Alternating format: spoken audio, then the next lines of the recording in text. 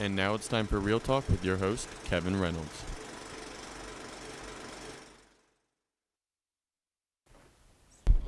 Greetings, film fanatics. Welcome to Real Talk. I'm Kevin Reynolds, and tonight we are joined by Mike Smeagol, a media production student at Salisbury University, to talk about the second installment in director Peter Jackson's Hobbit trilogy, The Desolation of Smaug. Welcome to the show, Mike. How you doing, Kevin? Great. Now let's get right down to it. There's a lot of anticipation for this film. How excited are you about it? Well, I'm not that excited, and I feel like you only invited me here because my last name is Smeagol. I don't know that much about this film. Well, that's just a coincidence, and I just want to state for the record, people, he is no relation to Gollum. Well, I mean, honestly, everybody, I think, is a little bit excited about this film.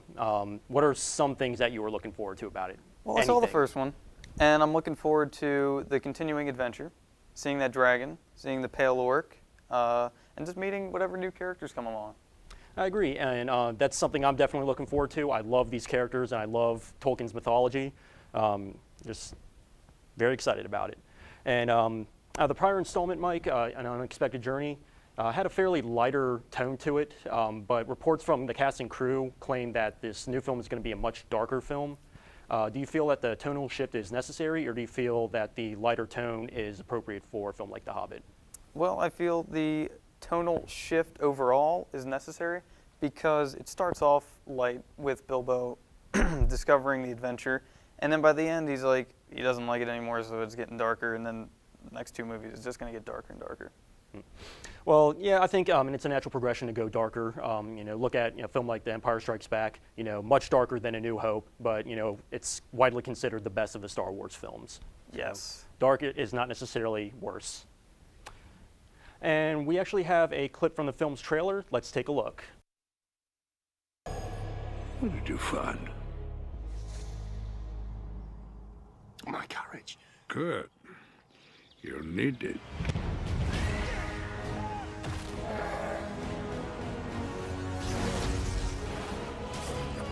Dragonfire and ruin.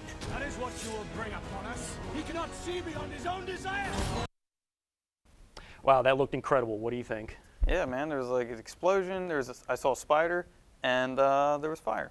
Yeah, I mean, got all the elements for a great fantasy film. Yes, those three things. Hey, The Desolation of Smaug, it hits theaters on December 13th. It will be presented in 3D, and viewers will also have the option of going to see it in a higher frame rate. Now, Mike, could you explain to our viewers what a higher frame rate means and how it differs from the way an average film is shot? Well, every movie that's ever been made has been shot on 24 frames a second, except for Peter Jackson, who wants to be different and shot it on 48 frames a second. And that gives it a very new look that I don't like. It's also 3D, which I don't like, has weird depth of field, which I don't like, and overall it just looks like a play, very cheesy. Well, yeah, I've heard, there's been mixed reactions to it, it's very polarizing. But that, I mean, for viewers, it's not, the finite option. Well, thank you for stopping by, Mike. We will be talking with Zach Wheeler over in Horror Central next after this message from our sponsor.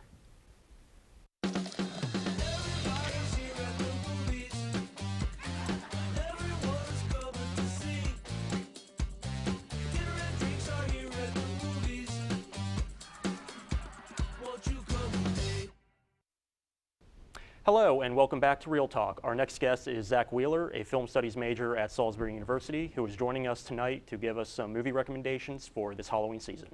Hey, yeah, that's right. I got 5 films on the list. First one on the list, Young Frankenstein. Mel Brooks directs and actually appears, as he does in most of his films, in this horror parody. It's with Gene Wilder, Willy Wonka himself. He plays the grandson of the original Dr. Frankenstein, now going as Frankenstein. If you've never seen it, it's really hilarious. If you've seen it before, revisit it. It's a great Halloween classic for people who don't want a frightening film necessarily, but a good Halloween-themed one. Next on the list, Sam Raimi's Evil Dead, or The Evil Dead, recently remade, but this is the original indie horror film made on a really low budget, a testament to what you can do with, almost nothing. I will warn you, though, one of the most disturbing films to involve a tree I've ever seen, so keep your eyes out for that scene. And it's a very gory film. Yeah, but it's still funny in some scenes. Next on the list, more recent, James Wan's Insidious. This is a kind of a spin on the haunted house film. It's about a haunted person. And I mean, I can't explain that, but it'll make sense when you see it. Some really great practical effects, no gimmicks, no found footage, which we have too much of in horror today, you know, Paranormal Activity. So it's a departure from that. Great film, probably the best horror film the last maybe 3 years, I'd say. I think a lot of people would agree with you about that. Yeah, it's great. Next on the list, another classic, John Landis's American Werewolf in London, renowned for its fantastic makeup and mixing comedy and horror in a way that's really effective. It's terrifying and hilarious. And finally on the list, a film that I know we both like, John Carpenter's The Thing. John Carpenter, of course, directed Halloween, you know, the horror film that started the whole slasher craze. I think this is actually a much better film, his best. It's a remake of A Thing from Another World, the 1950s B movie, and it's about a bunch of scientists who are trapped with a shape-shifting alien in the Arctic. It's a lot of fun. I highly recommend it. Great effects. Yes. Yeah, fantastic. Well, that's a wrap on Real Talk for tonight. I want to thank Mike and Zach for joining us. Tune in next time for another Real Experience. And suddenly, to my surprise, he did the monster mash.